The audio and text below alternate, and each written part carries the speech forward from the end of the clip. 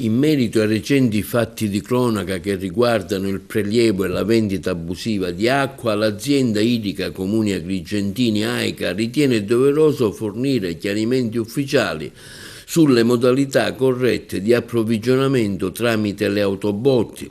Il contratto stipulato con gli autobottisti, afferma AICA, regolarmente autorizzati, stabilisce in modo chiaro che l'acqua è fornita da AICA, il costo dell'acqua non viene pagato direttamente all'autobottista, il consumo idrico viene fatturato da AICA direttamente all'utente finale tramite la bolletta. Il cittadino paga all'autobottista esclusivamente il servizio di trasporto. Ogni richiesta di pagamento forfettario dell'acqua, a esempio 80 euro per 10.000 litri, è priva di fondamento contrattuale e va segnalata all'azienda.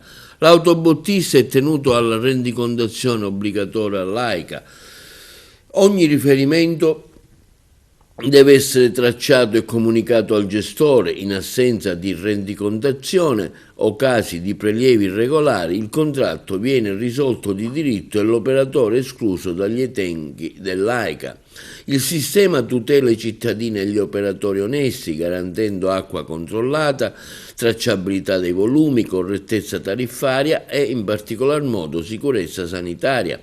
L'AICA ribadisce inoltre che ogni forma di prelievo non autorizzato, ogni vendita diretta di acqua fuori dal circuito, ogni richiamo di pagamento non conforme al contratto costituisce grave violazione con conseguenze amministrative, contrattuali e penali. In questo contesto, ribadisce l'AICA, rinnova il proprio ringraziamento alle forze dell'ordine per il costante presidio del territorio e per l'azione determinante a tutela della legalità dei cittadini e degli autobottisti che operano correttamente nel rispetto delle regole.